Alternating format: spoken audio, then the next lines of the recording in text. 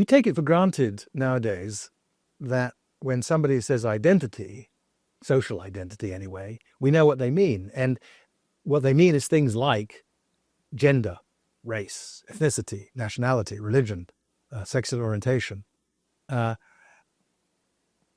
Maybe not everybody thinks that it also includes professional identities like lawyer and doctor and teacher, but I think it does too. And I think once you sort of see it over that wide range, there's an obvious question to ask is, what on earth do all these things have in common? Why are you talking about all of them at the same time? And I think there's an answer to that. The answer is that they have three things in common, and those three things allow them to do a fourth thing.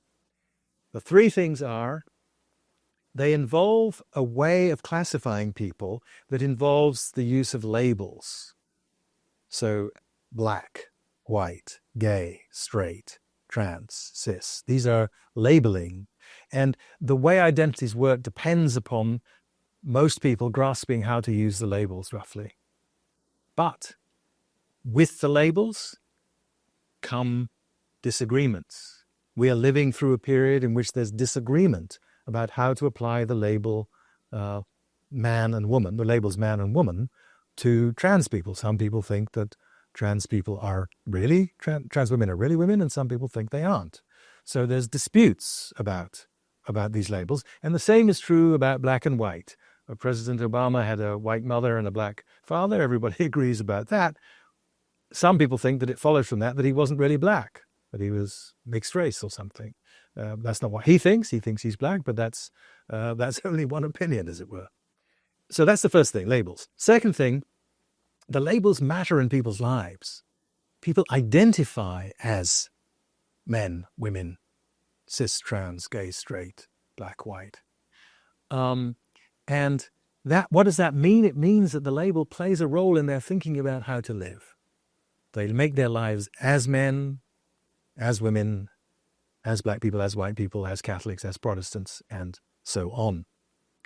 But again, that's not something that everybody agrees about. What does it mean to be a man? How to be a man? Those are subjects of endless dispute and debate. And the same is true about what's required of being a lawyer or what's required of being a Catholic.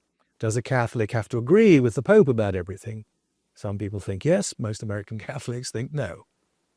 And then the third thing is that that how you're treated depends on what label people apply to you. So you get treated as a man. So you identify as a man, you get labeled as a man, but you also get treated as a man. People respond to you differently once they identify you as a man from the way they respond to you if they identify you as a woman or as a non-binary person. Now, those labels that have that property, identification, labeling, and treatment, can be used in the big project of making a human life. So identities are important for ethics. Professional identities are important for ethics, gender identities, race, and so on.